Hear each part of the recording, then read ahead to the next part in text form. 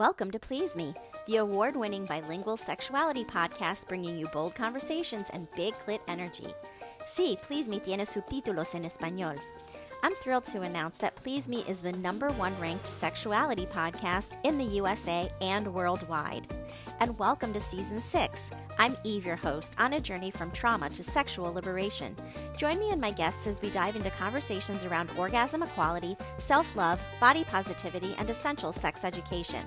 Let's reclaim pleasure and close the orgasm gap, one empowering conversation at a time. Last week's two-part episode is a must-listen for anyone curious about non-surgical male enhancement.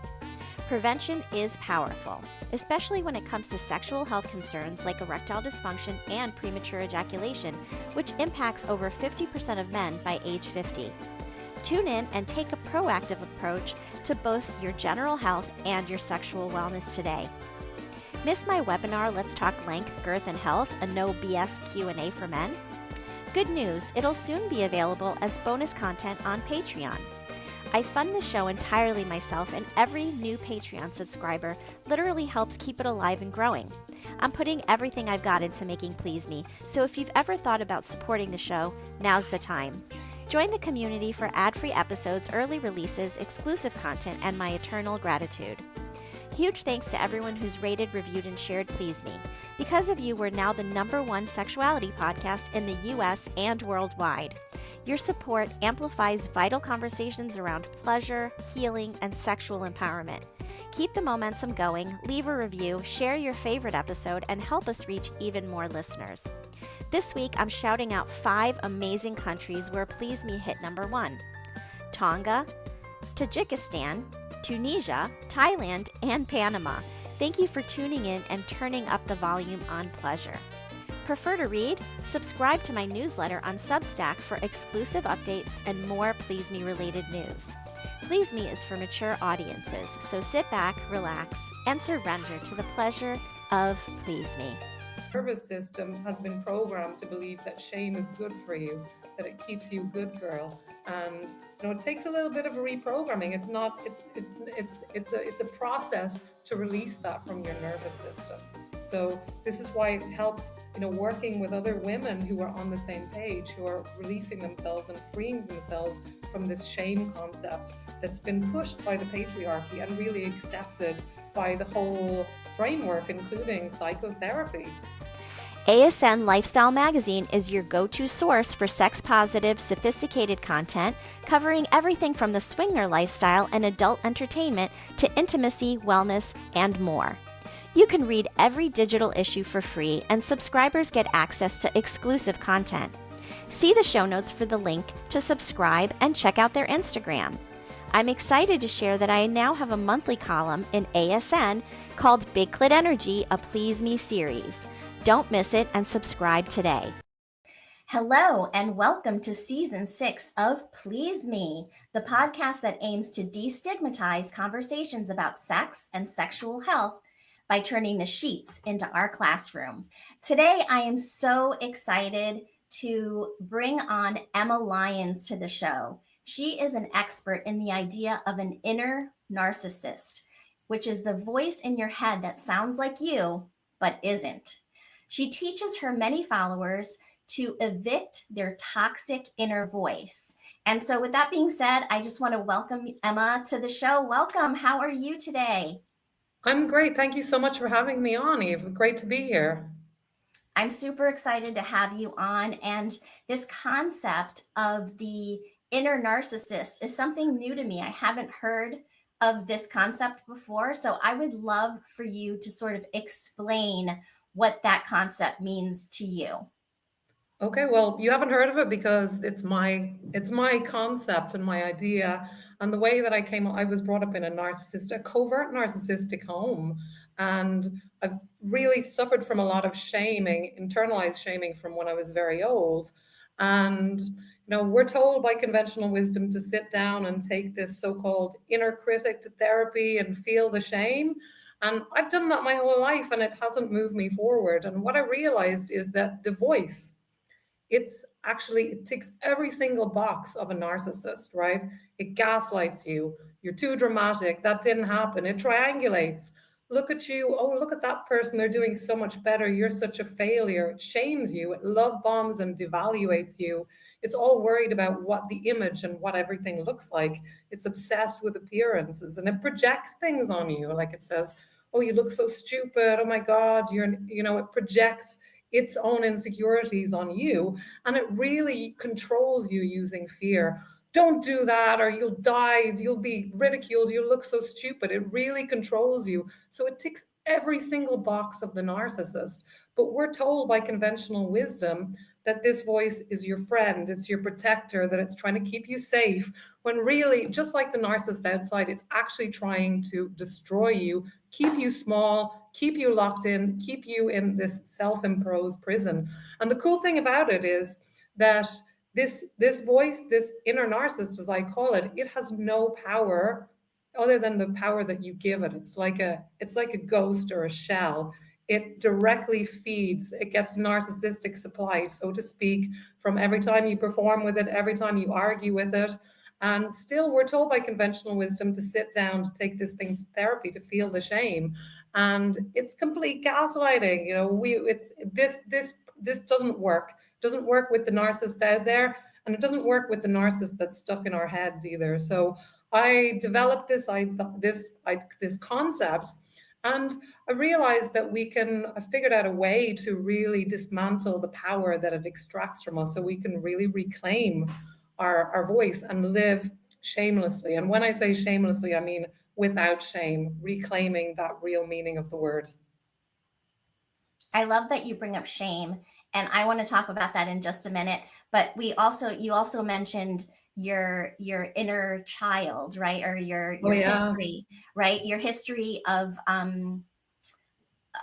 childhood trauma, right? And how that Mm. affected you. So I would love to know, how does childhood experiences or dynamics affect our success later in life, and how can you use that concept of the inner narcissist to sort of reclaim your power and to find success? Well, that's such a great question. When we are abused in whatever way, whether that be, in my case, emotional abuse, I was the scapegoat of my family system. My mother was a covert narcissist, which is something that I didn't know. I thought my family was normal. Or if you're sexually abused or abused in other types of way, what you do is you carry the shame. You carry all the shame for that person. You internalize it, and you create that inner critic becomes very virulent, and it's like, you're stupid, you're ugly. And I internalized all those beliefs. I had all those beliefs since I was a very young child. You're stupid, you're ugly, you're no good, you're a failure, you'll never amount to anything. I really believe that. I believe my body was disgusting, ugly. And those things, if you've been practicing them for your childhood, if you've been living from that shame, they don't just disappear when you turn 18, when you become an adult. They continue, and they affect what kind of relationships you attract. They affect how you feel about yourself and how much self-respect you have for yourself.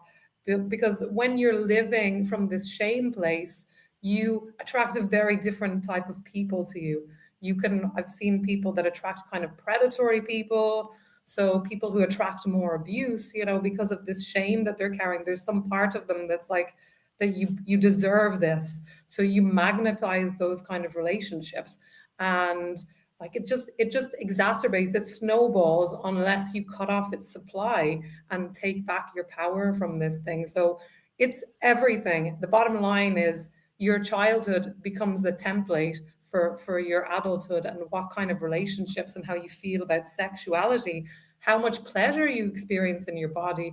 I suffered from, inability to really climax and experience pleasure because of the shaming abuse that I experienced as a child. So these are some things that can go on and affect you until the day you die, until you break up with that thing and really take back your power and just let go of this shame thing. Because shame, it's an implant. It's always about control. If you look at it, it's not like a normal emotion, and it's something that we can cut off the supply to and really reclaim our true self.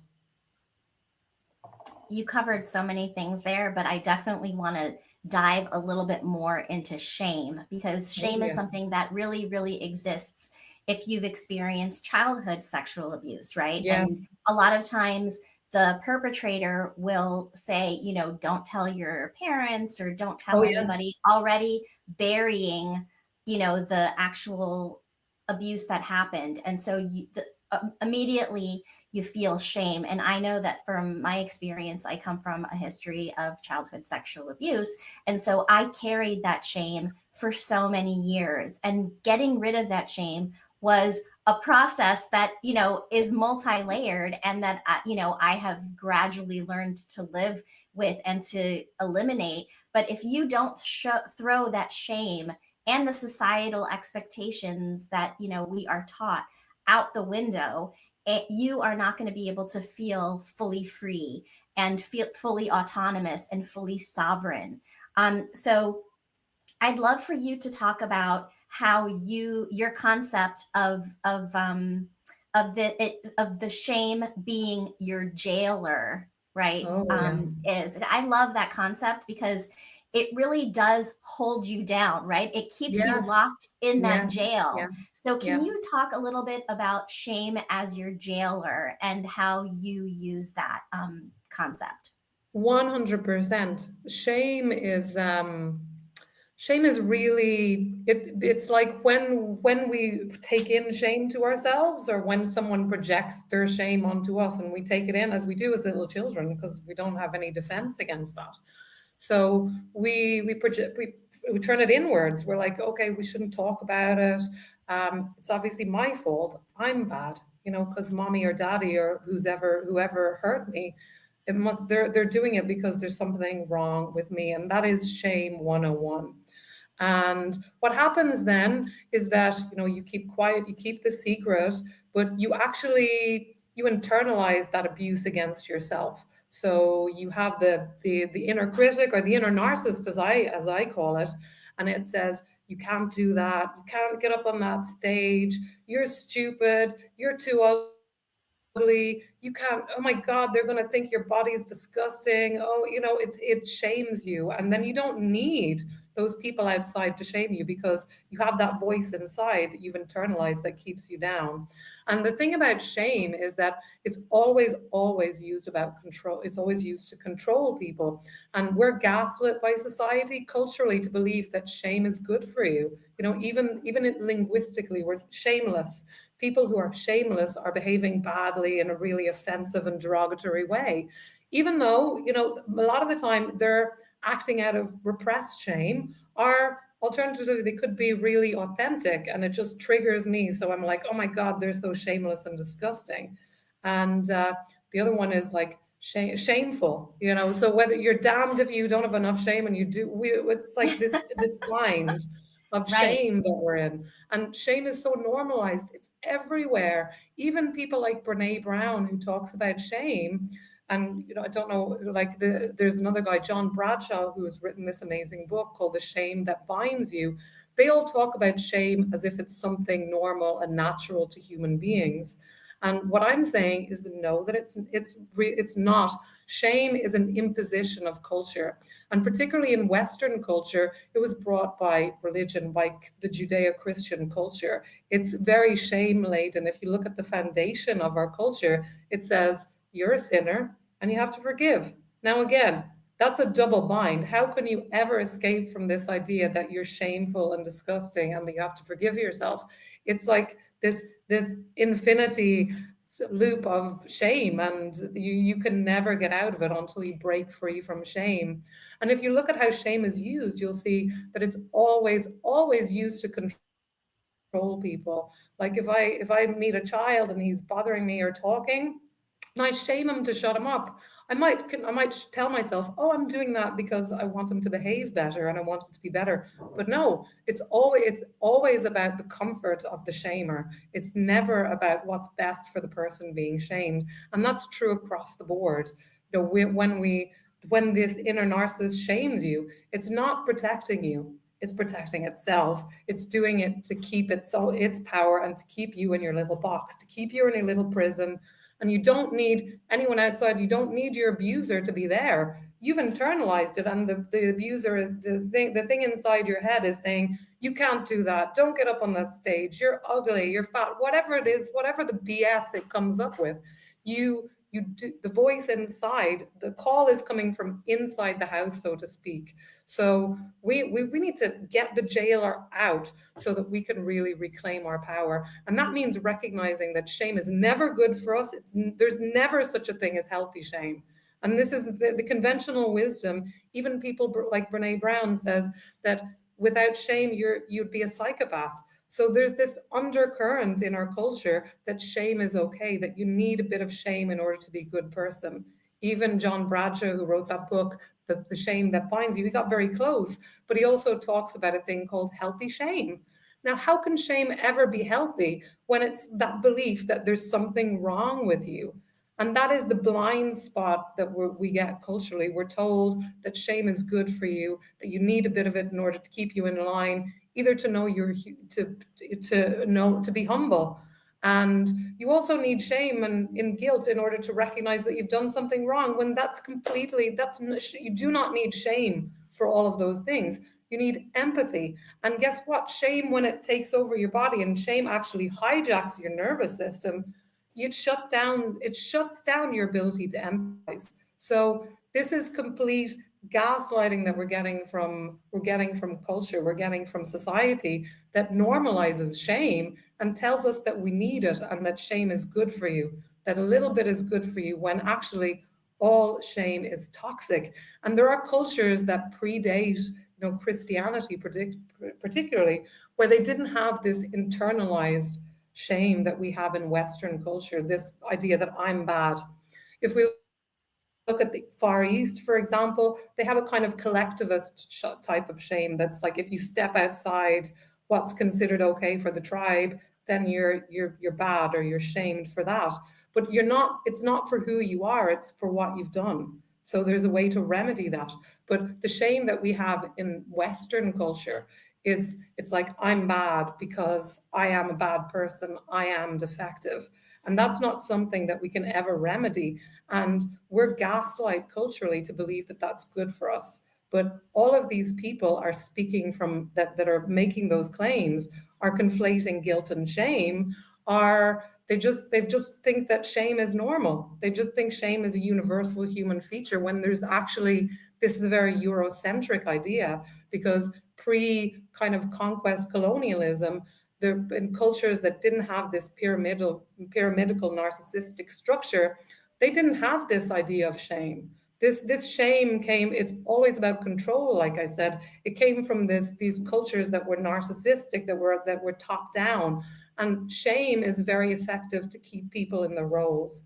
So you don't need someone telling them, you have to stay where you are. People do that to themselves because they've internalized this shame structure. And that's true for all forms of shame. This internalized shame, and also the collectivist shame that I talked about, it's always about keeping people in line, and that you don't need anyone outside to whip them. You've got it inside. People have Right internalized in it. your They know head. their place. Hmm. Yeah, they know their place, and they're not stepping out of line. First of all, I want to give you a round of applause because everything that you said is basically, you're describing patriarchy, right? And Hmm. and we're taught that we're, as women, supposed to be, play small, externally be this beautiful image of ourselves, but never overstep your boundaries, be in a small body. You can't be heavy. You can't take up space. If you do, then you're shamed for that.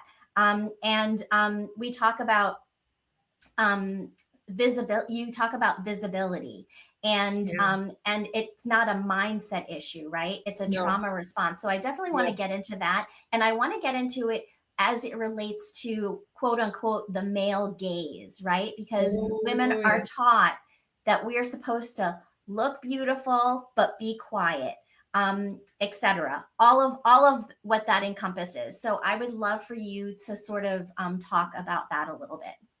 Well, yeah, the patriarchy is the crux of it, because, I mean, I talk about Ireland because Ireland is where I'm from. And Okay. pre kind of Catholicism and the church, women had a higher place in society. They were able to be leaders. And then suddenly when the church came along, and this was before the British came along, we women were actually downgraded. They couldn't be leaders anymore. Their bodies were shamed, sexuality was shamed. And like you said, women were supposed to be seen and not heard, and they were supposed to look pretty and look nice and be a nice be a little girl, be quiet, be the wallflower. And this is something that we're taught. This is why much women really have internalized this idea that I have to please, I have to keep them happy, I have to. Much more women than men really suffer from that. Men as well, but women to a deeper degree, because we've been taught we need to satisfy the men. We have to please the men. We have to have a nice body. Women's bodies still. If you go to the pharmacy, you get things to for the smell down under. Men don't have any of that. There's been so much shame that's been projected on women collectively. The women have actually been scapegoated culturally by the patriarchy, and this thing, I was scapegoated in my family system. But women collectively, we've very clearly been scapegoated as well. So we carry that extra layer of scapegoat energy because all of the shame that men were carrying around their sexuality, oh, it's women's fault. You have to keep your body down, not be too, oh, you're too fat, you're too thin, you've too many wrinkles, Or you're you're too dressed too loud. provocatively, or you're wearing too short Yeah, of a skirt, or whatever. yeah, The victim is absolutely. always blamed, right? Continue, sorry. Exactly. Mhm. And that's narcissistic logic. It's always the victim's fault. It's never us, it's always them. And the world is just very narcissistic right now. It's like narcissistic, the Darvo, if you've heard of that, where you deny and reverse victim offender. This is how narcissists work with their victims to make the victim, you punch them in the face and then say, oh, look, you made me do it. You were bad. You deserve that. You victimized me. You hurt me first. I had to respond. And you see that playing out collectively with groups like women, where all of that shame is projected on women, and it's women's fault. If you get raped, oh, it's because you asked for it. You were wearing too short a skirt. This is classic narcissistic logic that we're seeing at play. Gaslighting, and it's all designed to make the victim or the scapegoat shrink, to feel like they have no power and there's nothing they can do, and just accept their place and to stay in their box. And it's very, very effective, because you see victims of abuse, of sexual abuse, they shrink themselves. This is what you do with this is what shame does to you. It's not just the belief that I'm defective. It actually physically makes you shrink in your body, and you want to shrink yourself so that you won't be abused again. This is what shame kind of teaches you. So it's very, very effective at keeping people small, and it's worked so well for women. Women have shrunk themselves in order to kind of survive the brutality of the patriarchy. And the patriarchy affects men as well negatively, but women more so, because we've been directly scapegoated for it. But and men are affected as well, and it's just the whole world is really messed up, because it's ruled and regulated by these narcissistic systems that create so much dysfunction, not just in family systems, but in everyone. It's the root of so much dysfunction and mental and emotional illness, as well as, it can show up physically in the body with physical illness, because when we internalize all this shame, it comes out, needs to come out in some way, needs to express itself. And that can happen in the form of depression, as was my case, or for some people, it can turn out in, some diseases like lupus and or things like that. Right, Gabor autoimmune Mate, diseases. Hmm. yeah, Gabor Mate talks about, the correlation between people pleasing and these autoimmune diseases. So 100%. this isn't something that I've just realized. This is something that's kind of there's a correlation, and it's not a coincidence. We live in a traumatized world. We are products of that. So we're all carrying that trauma. And the petrol, the gasoline that keeps all this trauma going, it's shame. So I love that you're talking about the narcissistic society that we live in, and then our internal narcissist or our inner voice that's constantly putting us down, right? And it's unbelievable how terrible. If you write down all of the negative things that you say to yourself and you read it, and then you say, would I say this to anybody?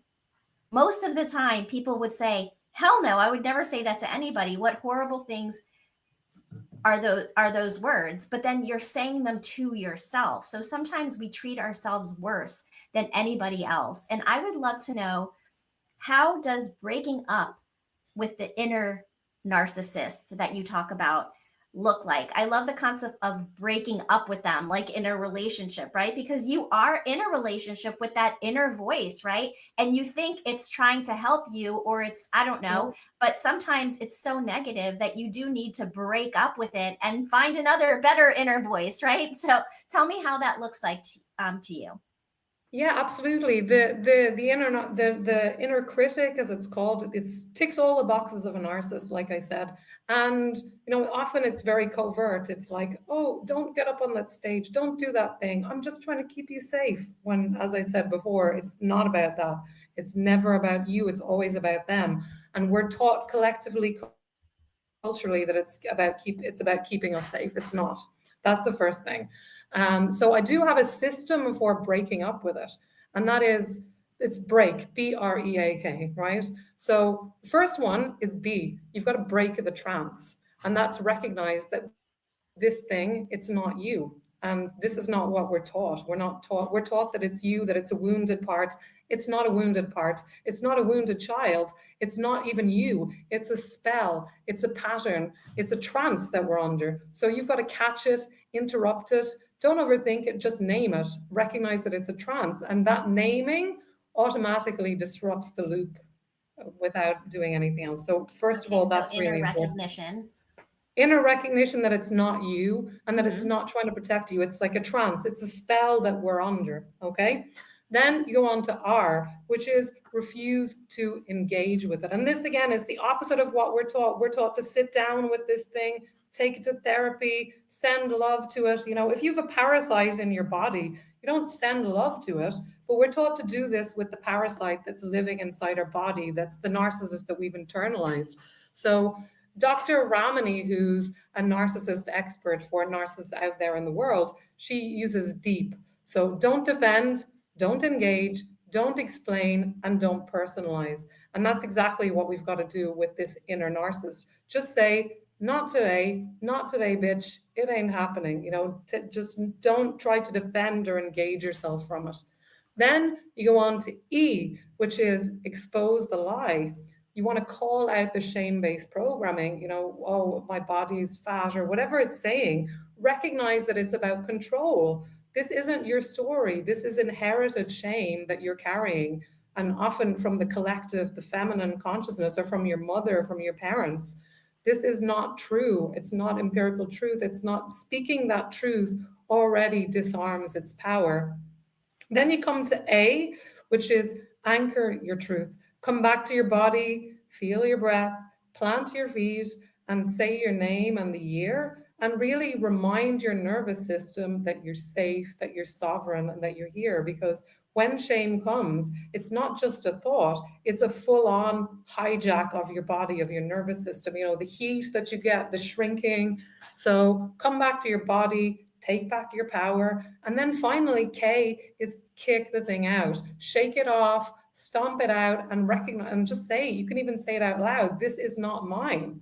And this is a really powerful system for, releasing that thing. But the key is to recognize this is not your friend. This is not a wound that you can heal. This is something that you need to just eradicate and release, evict it, because it has no power other than the power that it feeds off you. When you dance for it, when you perform for it, when you try to defend yourself from it, just like with the narcissist out there in the world, you give it energy, you give it fuel, and it gets bigger. And this voice, this inner narcissist, this is the reason why people commit suicide. Think about it.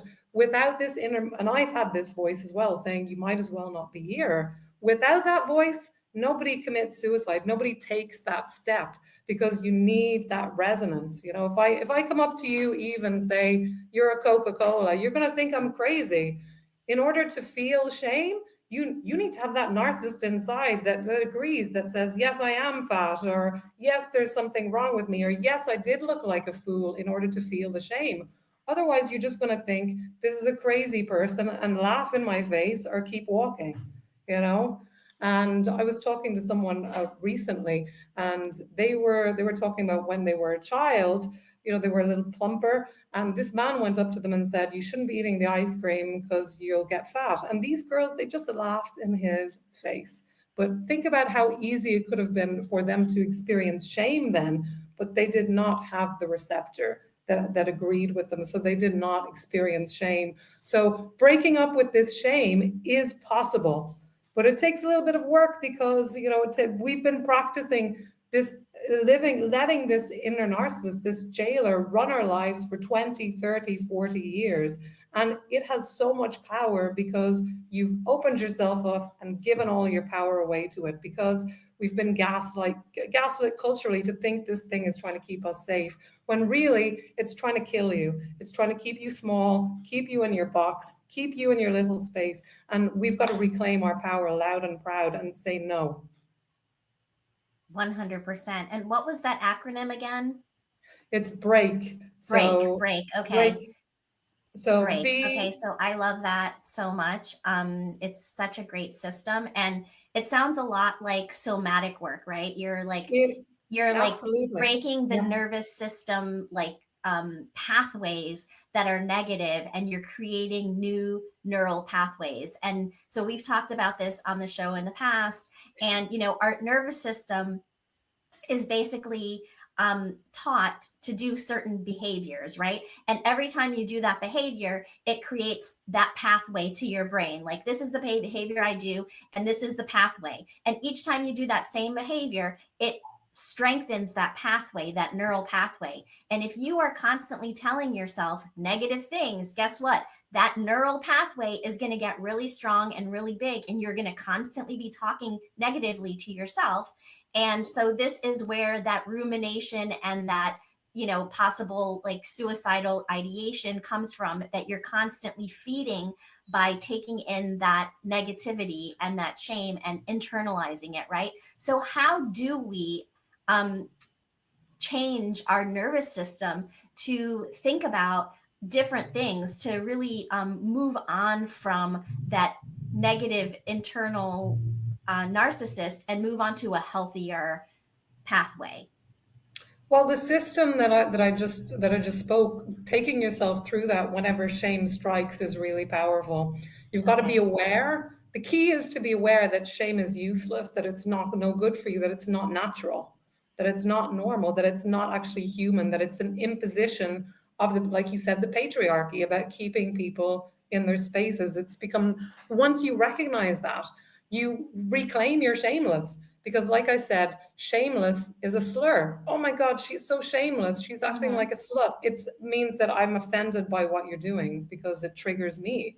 But we want to reclaim our shameless and recognize that shame is not natural. It's not who I am. It's an implant. It's always about control. So stop shaming other people and stop shaming yourself. And, it takes a little bit of work because, especially if you're trying to do it on your own. I have a group that I work with, where I work with a lot of women and help them really reclaim their shameless, is the name of my program. And when you're working collectively, it really adds to that energy and makes it more easier for you to really establish that new baseline. But you've got to recognize that shame is not normal, that it has no power without you. That's the thing, because we've been taught that when you experience shame, it's real. Oh my God, I'm experiencing shame. It's so real. I need to shrink. I need to stop doing what I'm doing. No, recognize that that's shame, that's internalized control system. That's the patriarchy that you've internalized in order to survive in a toxic, narcissistic patriarchy. And it was about survival then, but we can reclaim our shameless now and say no to it. And it takes a bit of repatterning, like you said, working with the nervous system. A lot of work around shame It's about, like I said, most people that are talking about shame now, even people like Brene Brown, are speaking from inside the cage of shame. They're teaching people how to polish the cage, how to feel comfortable with shame, when really you need to open the freaking door and step outside, spread your wings, you know? So I completely disagree with that approach. And it's possible for everyone. Recognize that it's possible for you. You don't have to tolerate shame. And just because you've been tolerating shame for 30, 40, 50, whatever amount of years, you can stop it, but you've got to reprogram and rewire not just your mind. It's because this isn't just a mindset issue. This is your nervous system. Your nervous system has been programmed to believe that shame is good for you, that it keeps you good girl. And it takes a little bit of a reprogramming. It's not it's a process to release that from your nervous system. So this is why it helps, working with other women who are on the same page, who are releasing themselves and freeing themselves from this shame concept that's been pushed by the patriarchy and really accepted by the whole framework, including psychotherapy. I believe that shame is at the root of, so many dysfunctions that we have, including addictions, bipolar. It's in so many things are, you can trace them back to internalized shame. And even things like Absolutely. self-sabotage, Hmm. people having problems with climax, it's all internalized shame. Your nervous system has been programmed to believe that it's not safe, so it's trying to keep control. And it's not just about what you say to yourself, you've got to work with the whole body. So working with the, Absolutely. the whole nervous system to release it. So doing somatic work is really helpful, and consciously, not feeling the shame, but you can consciously tune in and release that shame. And that's what I do with people when I work with my groups. I help them, like, release the shame. Once you recognize that it's no good, that it's not your friend, you can actually let that go. And it almost sounds too simple, but so many people were carrying so much generational shame that Yes. it takes a while. It's a process. And like I said, we're also carrying the shame of the collective feminine, and this is why Eckhart Tolle talks about that in The Power of Now, the pain body, period pain. This is the collective kind of feminine pain body from being shamed so much, throughout history. Absolutely. And I want to just, because this conversation is just so juicy and I want to get really deep into it with you, I am going to end this half of the podcast because we are going to do a part two because we have just so much more to talk about. And I have so many more questions in front of me that I definitely want to ask you and discuss. So, you mentioned your group. So, I would love for you to just tell us where you can find that group this portion of the podcast, and then part two we'll discuss more about where we can connect with you as well. But tell us where we can find that group since you brought it up. Well, yeah, I have it's a group where I work with people. It's a 5, 6 week program where I take people through the process for releasing shame and also work with them individually and collectively to release. Really, I focus a lot on shame because I believe shame is at the root of so many dysfunctions. And it's a cocktail of fear and disgust and self-loathing and so many things. It's so much more than just the belief that I'm not enough. Shame Right. is so much more than that, and it's so much more.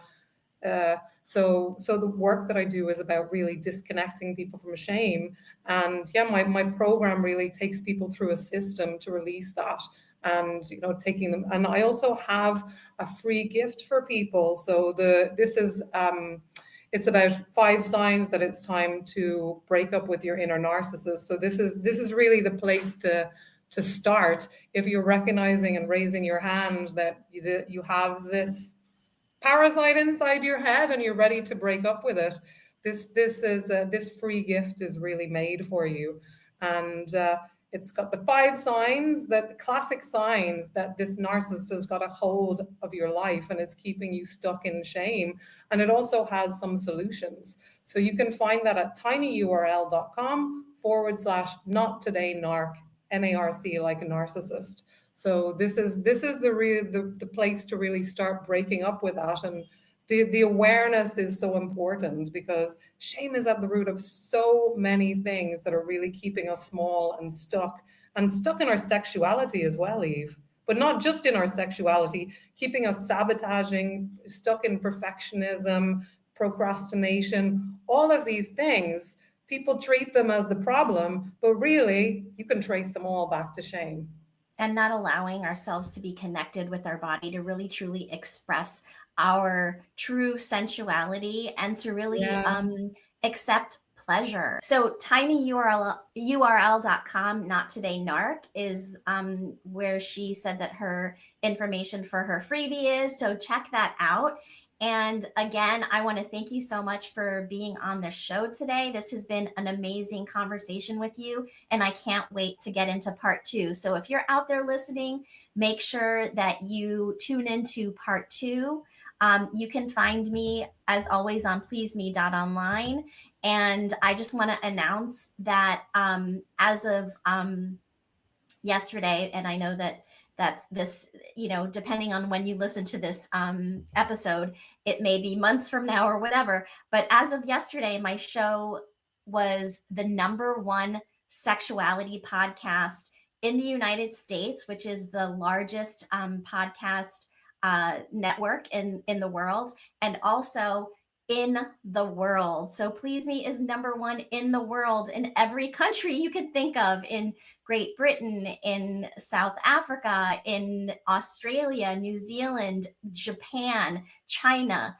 The list goes on, even United Emirates, Morocco, Muslim countries, which is mind blowing to me that people are listening to this sexuality and sexual health podcast. So I want to thank everybody that has been listening to the show, that has been sharing the show, that has been rating the show.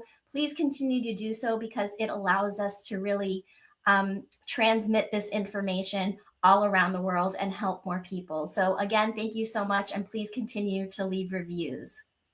Until next time. I want to personally invite you to join me on Patreon for ad-free listening, bonus episodes, and early releases.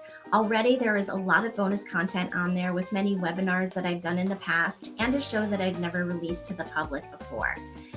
My show is completely self-funded, and when you are able to support me in this way, I'm able to spread my message of body positivity, self-love, and women's empowerment, and empowerment in general around sexuality around the globe. And so with that being said, I appreciate everyone who has already joined Patreon. And if you've thought about joining, now's your nudge to do so. I thank you from the bottom of my heart.